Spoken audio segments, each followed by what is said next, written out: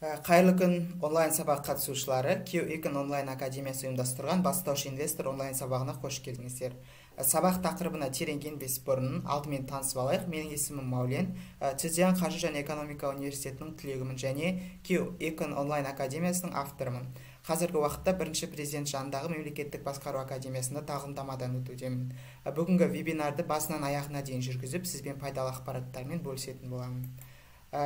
Қазақ тілді адамдар үшін инвестиция әлеміне жаңадан келген кезде информация табу өте қиын болады. Олар информацияны үйренуден көрі, сол информацияны іздеп табуға әлдеқайда көп уақыт жұмсайды. Бұл кейде орыс тілді адамдарға да қатысты. Менің жағдайымда мен ағылшын тілінің арқасында маған ақпараттар табу қиын бола қойған жоқ. Себебі инвестиция туралы ағылшын тілдегі кітаптар мен онлайн материалдардың саны орыс не басқа тілге қарағанда бірнеше есе көп. Осы олқылықты азайту үшін қазақ тілді адамдармен осы вебинарда кейбір білімдермен бөліспекпін. Уақытыңызды үнемдеп сәтті инвестициялау үшін керек ең негізгі маңызды ақпаратты ғана таңдап алып, осы вебинарға қостым. Сондықтан басқалар бірнеше айлап үйренетін ақпаратты осы вебинарда тез меңгеріп ала аласыз. Негізгі ақпараттарды түртіп алу үшін алдыңызға парақ пен қалам дайындап алғаныңыз жөн. Ең алдымен енді біз акция сатып алу туралы мифтерден бастайық. Ең бірінші кең таралған миф бұл акция сатып алу қиын деген миф. Қор нарығында сөз жоқ, инвестициялау үшін сізге шынымен де белгілі бір білім қажет болатыны рас. Яғни нарық қалай жұмыс істейтінін, қай компанияларда инвестиция салған дұрыс, акцияларды сатып алу немесе сату туралы түсінік болу керек. Бірақ бұл сіз ойлағандай қиын емес. Ол үшін экономист болу немесе арнайы білім алудың қажеті жоқ. Мысалы, ақш-та қор нарығында халықтың 52% қатысады. Яғни ақш-тағы бүкіл халықтың жартысынан сәл көбі акционерлер деп айтсақ болады. Немесе басқа да құнды қағаздардың иесі. Бұл адамдар үлкен бизнестен, саясаттан және экономикадан алыс адамдар. Олар үй шаруашылығындағы әйелдер болуы мүмкін, студенттер, даяшылар, дәрігерлер, мұғалімдер, кез келген адам болуы мүмкін. Сондықтан бұл миф болып саналады. Және екінші миф, бұның бәрі алдау, өтірік, жалған деген кең таралған аңыз бар. Көптеген адамдар білмегендіктен қор нарығын форекс кеңселермен, криптовалюталармен, жозықсыз қаржы ұйымдарымен шатастырып жатады, бірақ олардың қор биржасына ешқандай қатысы жоқ. Бағалы қағаздарды жеке компаниялар, мемлекеттік ірі компаниялар шығарады. Және үшінші кең танымал миф бұл акцияны сатып алу үшін көп ақша керек деген аңыз. Бұл да миф болып саналады, себебі бағалы қағаздар кез келген суммада инвестиция салуға болады. Мысалы, Халық банкінің бір акциясы 118 теңге тұрады. Сіз бір акцияны 118 теңгеге сатып аласыз, бірақ егер компания акциясының бағасы жақсы өссе де, сіздің табысыңыз шамалы болады. Себебі сізде тек бір ғана дана акция бар. Яғни неғұрлым көп ақша салсаңыз, көп инвестиция алсаңыз, соғұрлым көп ақша таба аласыз. Бірақ бұл жерде минимум лимит жоқ. Сондықтан бұл үшеуі кең таралған мифтер болып саналады. Келесі инвестиция сөзіне тоқталайық. Қарапайым инвестиция ұғымынан бастайық. Инвестиция болашақта пайда көру мақсатымен ақша бөлу. Соны біз инвестиция деп атаймыз. Оның көп түрлері бар. Мына жерде ең танымал үш түрі. Банктегі депозит, бәріміз білетін, жылжымайтын мүлік және құнды қағаздар. Біріншісінде сіз ақшаңызды банкке бересіз. Банк сіздің ақшаңызды қолданған үшін сізге пайыз төлейді. Бұл енді қауіпсіз инвестицияның бір түрі болып саналады, бірақ әдетте пайызы аз болып келеді. Екіншісі жылжымайтын мүлік. Яғни бұл кезде пәтерді сатып алып жалға бересіз, немесе қымбаттағанда сатып жібересіз. Бұның бір минусы ликвидтілігі аз, яғни қысқа уақытта сатып жіберу оңай емес. Және үшінші инвестиция түрі бұл қағаз, кешірім сұраймын. Үшіншісі бұл құнды қағаздар. Бұл да инвестицияның өте жақсы түрі. Құнды қағаздарды сатып алып, бағасы қымбаттағанда сатып жібересіз, немесе қосымша дивидендтер алуды мақсат тұтасыз. Бұл инвестицияның кең таралған негізгі үш түрі. Енді біз бүгін құнды қағаздарға тереңірек тоқталатын боламыз. Ол үшін бізге акция сөзінен бастау керек болады. Акция деген бизнеске ақша тарту мақсатында заңды тұлғалардың шығаратын құнды қағазын айтамыз.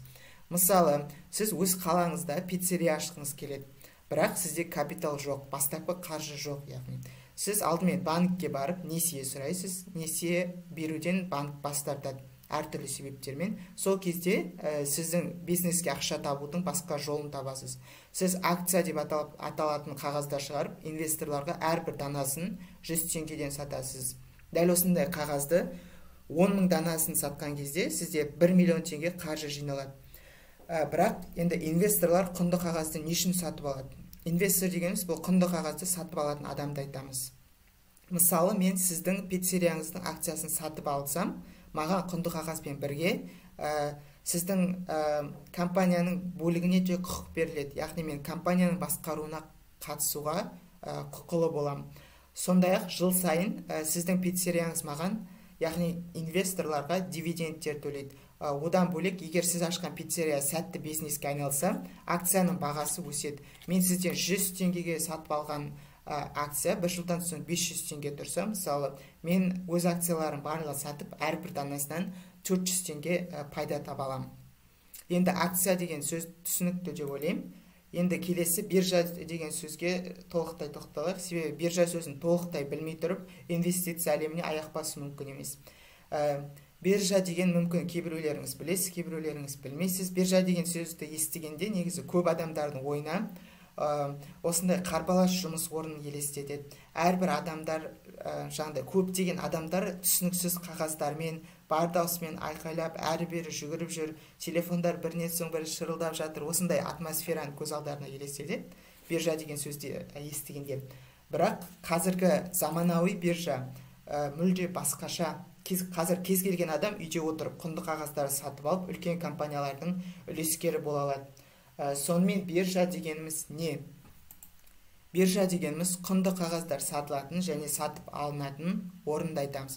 Биржада банктер, сақтандыру компаниялары, инвестициялық компаниялардан бөлек Айнұр және Остин сияқты мына жердегі жеке тұлғалар да сауда жасай алады. Бірақ олар брокердің көмегіне жүгінуіне тура келеді. Қазақстанда брокер қызметін көрсететін компаниялар көп. Солардың біреуінен шот ашып, трейдингті бастай берсеңіз болады. Қазіргі уақытта біздің елде 2 биржа жұмыс жасайды. Біріншісі Қазақстанның қор биржасы және екіншісі Астана халықаралық қор биржасы. Соңғысы кейінгі жылдары ашылды. Ең негізгі биржа бұл Қазақстан қор биржасы болып саналады. Ал енді ең негізгі трейдинг терминімен жақсы түсініп алайық. Биржада сауда операцияларының орындалуын трейдинг деп атаймыз. Яғни сіз акция сатсаңыз, не сатып алсаңыз, осы операция трейдинг деп аталады. Әрине, трейдингтің негізгі мақсаты капиталды көбейту, яғни құнды қағазды арзан бағаға сатып аласыз, кейін қымбаттағанда сатып жібересіз. Трейдингпен айналысатын адамдардың 3 түрі болады. 3 түрге бөлінеді. Олардың ең біріншісі ұзақ мерзімді трейдерлер. Олар инвестор деп атайды. Бұлар акцияны сатып алғанда жақын арада сатамын деген жоспар оларда болмайды. Олар бірнеше жылдан кейін сатамын деп жоспарлайды. Екіншісі орта мерзімді трейдерлер. Олар күні бойы ноутбуктың алдында, кешірім сұраймын, орта мерзімді деген бұл бірнеше күн немесе бірнеше апта арасында баға өзгерісінен пайда табады. Яғни акцияны сатып алған кезде бірнеше күн не аптадан кейін сатып жіберемін деген жоспармен сатып алады. Үшіншісі қысқа мерзімді трейдерлер. Олар күні бойы ноутбуктың алдында биржаны мұқият бақылап отырып, минут сайын акцияны сатып алып, қайта сатып отырады. Осылайша табысын арттырады. Сіз біреуін таңдау үшін қанша уақытыңызды арнай алатыныңызды анықтап алғаныңыз жөн. Екі жағдайда инвестицияны бастамауға кеңес берем. Инвестицияны соңғы қалған ақшаңызға бастамаңыз, және ақшаңызды маңызды нәрсеге жинап жатырған болсаңыз, мысалы, үй сатып алу үшін жинап жатырған ақшаңызды инвестицияламағаныңыз жөн. Себебі сіз ақшаңызды жоғалтпасаңыз да, бұл эмоционалдық уайымға алып келуі мүмкін. Яғни бұл сізге ақшаңызды жоғалтпасаңыз да эмоционалдық және психологиялық тұрғыдан денсаулығыңызға жақсы болмайды. Тіпті уайымдамаймын десеңіз де, одан да жаманы, жай ғана тәжірибеңіздің жоқтығынан ақшаңызды жоғалтып алуыңыз мүмкін. Мына жерде кішігірім мысал көруге болады. әйтсе де құнды қағаздармен ақша табу мүмкіндіктері өте шексіз. Мына жерде кішігірім мысалы Netflix бұл американдық ойын-сауық компаниясы, фильмдер және телешоуларды көрсетумен айналысады. Егер 2008 жылы Netflix акцияларына $600, яғни сол вақыттағы теңгемен 87 мың теңге инвестициялағаныңызда, бүгінде активтеріңіздің көлемі $58,700, яғни шамамен 26,4 миллион теңге болар еді. Дәл осындай мысалдар шексіз. Тағы бір мысалы, Apple компаниясының акциясын 2016 жылы 84 мың теңгеге сатып алғаныңызда, қазіргі осы акциялар 5,105 мың теңге тұратын еді. Келесі бетке өтейік. Енді жалпы акция сатып алу қалай жүзеге асырылады? Жалпы алгоритммен таныс болыңыз. Ең бірінші қадам, компьютерден терминалды ашасыз. Терминал деген бұл брокер ұсынатын сайтты айтамыз. Терминалда сауда операциялары жүреді. Брокермен келісім шарт жасап, инвестициялық шот ашқаннан кейін терминалға логин және пароль беріледі. Қазір оны қалай жасайтын егжей-тегжейлі көрсетем, ал қазірше жалпы алгоритммен танысып алайық. Терминалды ашқан соң сатып алғыңыз келген қажетті инструменттерді, яғни құнды қағаздарды таңдайсыз, сатып алғыңыз келген мөлшерін таңдайсыз, кейін сату немесе сатып алу батырмасын басып, операцияны орындайсыз. Бірнеше секундта сізге құнды қағаздарды сатқаныңыз не сатып алғаныңыз туралы ақпарат келеді. Бұл түсінікті деп ойлаймын. Енді ешкімде биржадан тікелей құнды қағазды барып сатып ала алмайды, бағана айтқандай. Ол үшін бұл негізі барлық елдің заңында тыйым салынған, бірақ сізге биржадан барып құнды қағаздарды сатып алу үшін брокер көмектеседі. Ол былай жүзеге асады. Сіз брокерге ABC компаниясының, яғни кез келген компания болуы мүмкін, ABC-дің орнында сол акцияны сатып алуға бұйрық шығарасыз. Брокер әрбір жасалған, содан кейін брокер құнды қағаз орналасқан биржадан құнды қағаз сатып алып, биржада сауда операциясын орындап, құнды қағазды сізге сатып алып береді. Бірақ бір нәрсені ұмытпаңыз, брокер әрбір жасалған сауда операциялар үшін комиссия алады. Сонымен Қазақстанның қор биржасының мәліметіне сәйкес, Қазақстанда ең белсенді 4 брокерлер, олар Freedom Finance, Халық Finance, Қазпочта және BCC Invest деген инвестициялық компаниялар. Осы 4 компанияның комиссиясын салыстырайық. Ең біріншісі Freedom Finance, немесе орысша Freedom Finance деп атайды. Бірнеше тарифтерді ұсынады. Экранда көріп тұрғаныңыздай Balance, Premium, Professional тарифтері әртүрлі пайыздық мөлшерлемеде алады әрбір сауда операциясы үшін. Және екіншісі, бәріміз білетін Халық банкінің бір бөлігі, Халық Finance, тек инвестициямен айналысады. Комиссиясы 0,4%. Үшіншісі Қазпочта. Қазпочта жеткізу қызметтерінен бөлек қаржылық қызметтерді де көрсетеді. Брокерлік қызметінің комиссиясы 0,5%. Және соңғысы BCC Invest, оның брокерлік қызметтер үшін алатын комиссиясы 0,9%. Бұл жерде назар аударатын нәрсе, Freedom Finance бірнеше тариф ұсынады. Бұл инвесторлар үшін өте жақсы, яғни инвестордың біліміне қарай, әртүрлі ситуацияларына қарай әртүрлі комиссиялар ұсынады. Экрандағы мәліметтерді салыстыра отырып, бастаушы инвесторларға Freedom Finance-тан бастауға кеңес беремін. Бұл инвестиция әлеміне жаңадан келгендер үшін ең ыңғайлы нұсқа деп ойлаймын. Және Freedom Finance-тың көптеген артықшылықтары бар. Қазір тереңірек тоқталармыз мүмкін. Енді келесі бетке өтейік. Мына жерден біз белсенділік рейтингін көре аламыз. 2020 жылғы брокерлердің рейтингі. Акция бойынша ең бірінші орында Freedom Finance, кейін Халық Finance, BCC Invest, Қазпочта, Century Securities. Ал облигациялар бойынша бірінші орында Freedom Finance, кейін BCC Invest, Century Securities, Skybridge Invest және Альфа банк. Мен сіздерге акцияны қалай сатып алу керектігін егжей-тегжейлі көрсету үшін бізге брокерді таңдап шот ашу керек болады. Мен өз мысалымда Freedom Finance-ты мысал ретінде алатын болам. Себебі өздеріңіз көргендей, бұл инвестор арасында ең танымал брокерлік компания болып саналады. Бұл ешқандай жарнама емес, маған Freedom Finance ешқандай ақша төлеген жоқ. Сіз өз кезегіңізде кез келген брокерді таңдасаңыз болады. Бірақ мен бастаушы инвесторлар үшін Freedom Finance-тан бастауға кеңес берем. себебі олар жаңадан инвестицияны жаңадан бастағандар үшін көптеген көмектер көрсетеді. Сонымен Freedom Finance деген кім? Freedom Finance халықаралық деңгейдегі инвестициялық компания. Олар шетелде қызмет көрсетеді. Компанияның нарықтық капитализациясы 1,2 миллиарды долларды құрайды. Компания Қазақстан Республикасының ұлттық банкінен лицензия алған. ақш-тың бағалы қағаздар және биржалар жөніндегі комиссиясымен бақыланады.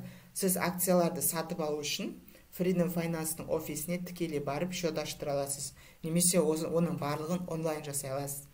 Бүгінгі біз онлайн сабағымызда екінші нұсқаны қарастыратын боламыз, яғни қалай онлайн үйде отырып брокерлік шотты ашу керек. Ол үшін Freedom Finance'ның Freedom 24 платформасы арқылы ешқайда бармай, ыңғайлы орныңызда отырып акцияны сатып алуды бастасаңыз болады. Ол үшін сізге смартфоннан немесе компьютерден www.freedom24.kz registration сайтына кіруіңіз керек.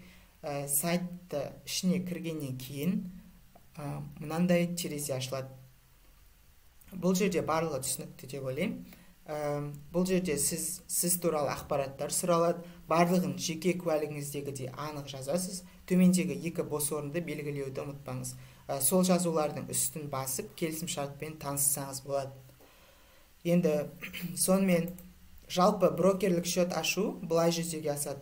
Бірінші қадам сайтқа тіркелу, барлық ақпараттарды құжаттағыдай шын, рас мәліметтермен толтырасыз. Себебі акцияны сатып алғанда сіздің акцияңыз Қазақстан Республикасының орталық депозитариясына барып сақталады.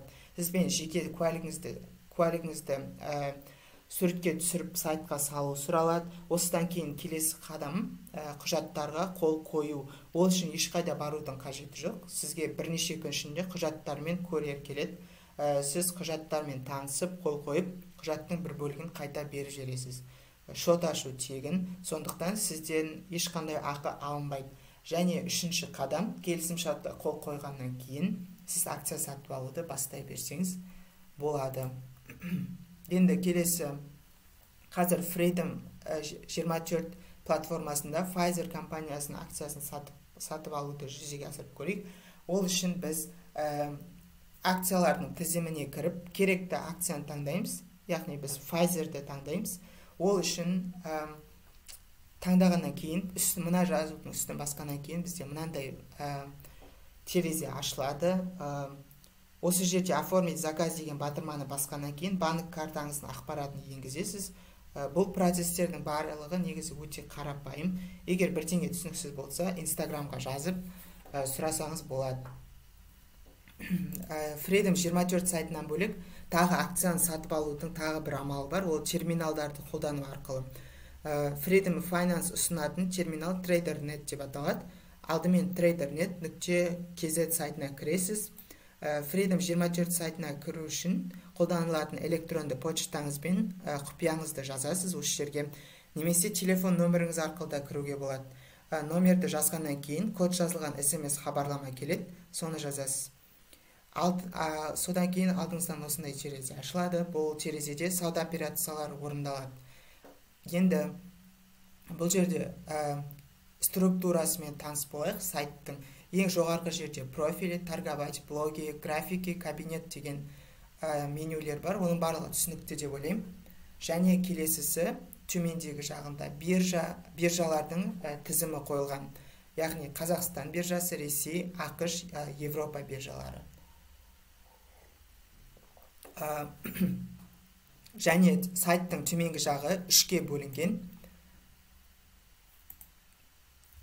Біріншісі міне көріп тұрғаныңызда үшке бөлінген, үш негізгі бөлік.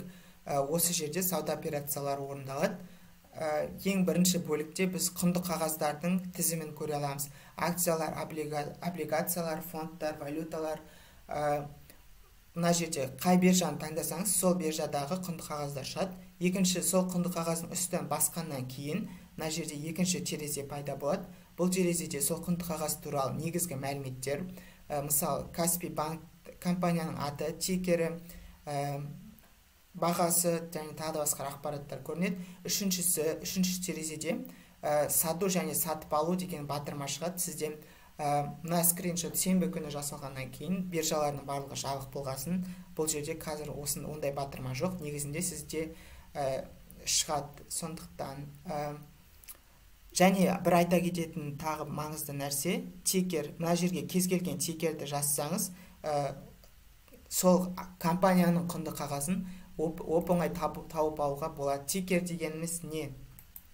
Тикер дегеніміз биржадағы акциялардың барлық құнды қағаздарының қысқаша атауын айтамыз. Тикер көбіне 3-4 бас әріптен тұрады. Мысалы, Apple-дың нарықтағы тикері ол AAPL, Facebook-тікі FB, Amazon-тікі AMZN. Олар акцияны терминалда іздеу үшін, оңай табу үшін қолданылады. Қазір алдыңғы слайдқа өтіп тағы бір көрсетті. Міне, мына жерден әртүрлі компаниялардың тикерлерін көруге болады. Және акция туралы көбірек ақпарат білгіңіз келсе, осы тикерді Google-ға жазсаңыз, өте көп ақпараттар шығады. Келесі ең маңызды бөлік осы онлайн сабақтың. Енді акцияны қалай сатып алу керектігін білгеннен кейін, қандай акция сатып алу керек деген сұрақ туындайды. Қандай компанияның акциясын сатып алатыныңызды шешу үшін бізге кейбір мәліметтерді талдаудан, яғни анализден өткізуге тура келеді. Ондай анализдің кең тараған 3 түрі бар. Осындай анализдерді қолданып, кешірім сұраймын, 2 түрі бар. Іргелі анализ және техникалық анализ. Осындай анализдерді қолданып, қайда инвестициялағаныңыз дұрыс екенін шешесіз. Яғни қандай акция сатып алу туралы шешімді қабылдайсыз. Кейбір инвесторлардың ойы осы жерде екіге бөлінеді. Бір инвесторлар іргелі анализді дұрыс деп білсе, басқалары техникалық анализді дұрыс деп біледі. Бірақ бұл анализдердің бәрінің мақсаты болашақта бағасы өсетін акцияны табу, немесе болашақта жақсы тұрақты дивидендтер төлеп тұратын акцияларды табу. Ең алдымен іргелі анализден бастайық. Фундаментальный анализ деп айтады орысша. Іргелі анализ деген бұл аты айтып тұрғанда ең қарапайым негізгі ақпаратты талдай отырып жасалатын анализ. Бұл кезде біз құнды қағаздарды нарық жағдайын, экономика және политика жағынан анализден өткіземіз. Бұл кезде біз жаңалықтарды, әлемде болып жатырған оқиғаларды, макроэкономикалық көрсеткіштерді, экономистердің болжамдарын талдаудан өткіземіз. Ол үшін біз әлемде және Қазақстанда болып жатырған жаңалықтарды мұқият бақылап жүруіміз керек. Кешірім сұраймын. Жалғастырайық. Мұндай инвестиция инвесторлар үшін өте қолайлы, ұзақ мерзімді инвесторлар үшін өте қолайлы. Себебі инвесторлар олар әдетте жаңалықтар қысқа мерзімді емес, ұзақ мерзімді әсер етеді. Ал инвесторлар әдетте ұзақ мерзімді инвестиция жасайды. Бұл кезде біз жаңалықтарды ғана анализден өткізбейміз, сондай-ақ компанияның қаржылық жағдайын да талдаудан, анализден өткіземіз. Компанияның табыстылығына да қараймыз, яғни. Бұл іргелі анализді жақтайтын инвесторлардың ұраны десек те болады. Яғни олар осыған сенеді, мынаған сенеді. Табысты компаниялардың акцияларының бағасы өседі, ал шығыны көп компаниялардың бағасы төмендейді. Мұндай анализді жасау 3 этаптан тұрады. Мұны ұсынған Грэм және Дот деген инвесторлар. Олар қандай этаптар? Біріншісі макроэкономикалық анализ, секторлық анализ және үшіншісі компанияның анализі. Негізі төртіншісі бар, ол құнды қағаздар анализ, бірақ бұл бастаушы инвесторлар үшін тым күрделі болғандықтан біз алдыңғы үшеуіне көбірек тоқталып көңіл бөлеміз. Ең бірінші этап бұл жалпы бүкіл экономиканы анализден өткізу. Ұлттық экономиканың жағдайын, политикалық жағдайын анализден өткізесіз. Сондай-ақ мысалға ретінде Apple-ның акцияларын алайық. Егер сіз Apple акциясын сатып алу туралы ойласаңыз, алдымен Apple өнімдері сатылатын елдердің экономикасына көз жүгіртесіз. Apple сатылымдарының көбісі Америка мен Европада болады, сондықтан сол жақтағы елдердің экономикасын қарап, ол өсіп жатыр ма, төмендеп жатыр ма, соны қарайсыз. Ол елдердің экономикасы өсіп жатырған болса, демек Apple жақсы сауда жасайды, акцияның бағасы көтеріледі. Сондықтан сіз қазір Apple акцияларын сатып алғаныңыз дұрыс болады. Ал елдердің экономикасы төмендеп жатқан болса, онда сізге Apple акциясын сатып алмаған дұрыс. Себебі Apple болашақта сатылымы төмендеп, акция бағасы да төмендеп кетуі мүмкін. Екінші этап бұл жеке бір саланы, индустрияны анализден өткізу. Тағы да мысал ретінде Apple акциясын алсақ, онда смартфондар жаңа техника нарығына көз жүгіртіп, сол саланы анализден өткізесіз. Смартфондардың сатылымы өсіп жатыр ма, жоқ па деген сияқты. Өсіп жатырса, Apple-дың акционер ретінде бұл сіз үшін жақсы. Төмендеп жатырса, керісінше жаман. Және үшінші анализ, бұл компанияның өзін анализден өткізу. Бұл инвесторлар үшін ең маңызды этап. Көптеген үлкен инвесторлар жоғарыдағы екі этапты елемей, тек компания мен құнды қағаздың анализіне мән береді. Сондықтан қандай маңызды екенін елестете берсеңіз болады. Бұл этапта инвестор компанияның бағасын, қаржылық коэффициенттерін талдайды. Бұл кезде инвестор компанияның қанша табыс тапқанын қарайды, дивидендтерін, өсу темптерін қарайды. Сондай компанияның репутациясына, қолданатын технологияларына, басқару сапасына да осылардың барлығын талдаудан өткізеді. Сосын оны басқалармен салыстырады. Мысалы, Coca-Cola ретінде мысал рететін болсақ, сіз Coca-Cola акциясының табыстарын, қаржылық мәліметтерін Pepsi компаниясымен салыстыруыңызға болады. Ол мәліметтерді қайдан алуға болатынын келесі слайдтардан көрсетемін. Үлкен шетелдік компаниялар туралы ішкі мәліметтерін көру үшін Google-ға компанияның атын және инвестор деген сөзді қосып жазып іздейсіз. Мысалы, KFC инвестор, Pepsi инвестор, Facebook инвестор, тағы сол сияқты. Сізге сол компаниялардың инвесторларға арналған веб-сайттар шығады. Мысалы, Coca-Cola-нікі мына жерде сілтемесін көруге болады. Егер сізге қызықты болса, ішіне өтіп танысуыңызға болады. Ішіне кіріп төмен түскен соң мынандай терезені көруге болады. Бұл жерде 2020 жылғы 3-ші тоқсанда шығарған компанияның есептері, яғни отчеттарын көруге болады. Мұнда компания туралы барлық мәліметтер көрсетілген. Шетелдік компаниялардың сайты көбіне ағылшынша болады. Ағылшынша қолайсыз болса, инвестор деген сөзді орысша әріптермен теріп іздеп көрсеңіз болады. Бірақ барлық компанияның орысша нұсқасы бар деп кепілдік бере алмаймын. Бірақ іздеп көрсеңіз болады. Ал енді қазақстандық компаниялар болса ше. Қазақстандық компания туралы ақпараттан қайдан аламыз? Ол үшін Қазақстан қор биржасының сайтына кіреміз. Ол үшін kase.kz мына жерде жазылған. Осы сайтқа кіргеннен кейін бұл сайттың бір жақсысы, сайт үш тілде нұсқасы бар. Сайттың өзіңізге ыңғайлы тілді қойсаңыз болады. Сайтқа кірген соң сол жақ терезеде мынандай батырманы басасыз. Осы батырманы басқаннан кейін компаниялардың тізімі дегенде таңдайсыз. Сол кезде ішінен ең қызықтырған компанияны таңдап, сол бетке өткеннен кейін, сол бетке өткен соң сәл төмен түссеңіз, осы компанияның барлық қаржылық көрсеткіштерін, мәліметтерін көруге болады. Бұл компанияны анализден өткізудің жолы болды. Осы үш анализдің мына жоғарыда тұрған макроэкономикалық, секторлық анализ, компанияның анализ, осы үш анализдің барлығы іргелі анализдің үш этапы екен естеріңізге салам. Сонымен екі жолы бар екен білдік. Іргелі анализдің үш этапымен танысып шықтық. Енді келесі техникалық анализге өтейік. Техникалық анализді қалай жасаймыз? Бұл кезде аты айтып тұрғандай акцияның цифр түріндегі мәліметтерін анализден өткіземіз. Биржада көп акциялар бар, олардың бағасы күн сайын, сағат сайын, минут, секунд сайын өзгеріп отырады.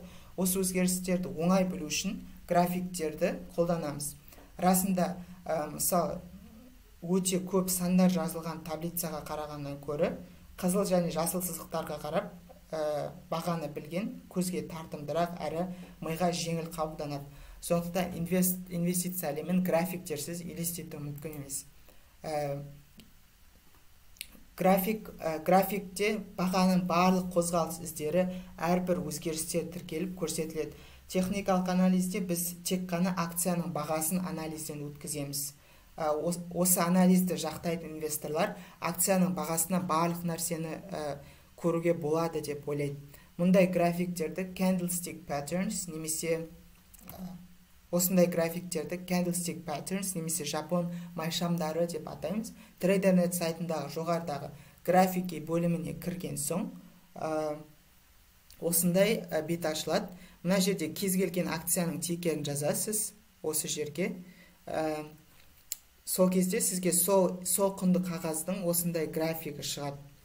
Негізі кез келген акцияның осындай графигін Google-дан да іздеп тауып алсаңыз болады. Бұл графикті қалай оқу керек? График қызыл және жасыл таяқшалардан тұрады, және әрбір таяқшаның астында және үстінде сызық болады, көріп тұрғаныңыздай. Енді бұны біз қалай оқимыз?